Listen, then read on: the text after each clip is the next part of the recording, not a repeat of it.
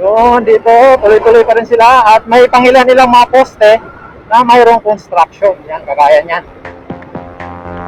So dito yung bahagi yung medyo unti-unti na silang umaakyat.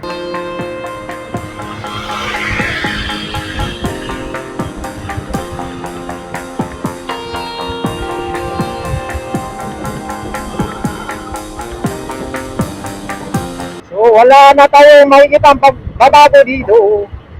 At yan talas na sikat ng araw. Pero kahit papaano, medyo malamig dito dahil maraming puno. Yan yung hangin malamig siya.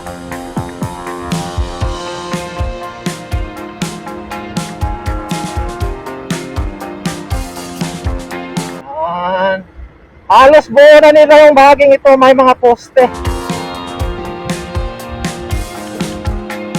So ito iba na mga per head, kagaya dito, yan halos nasa lupa na yung mga per head dito ay sa CP NO4 na ito.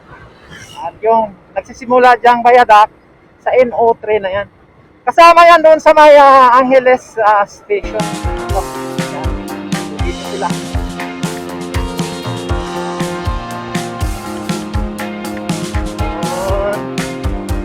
Ito, tapos ang bayadak nila dito, paliko-liko yung bayadak nila dito.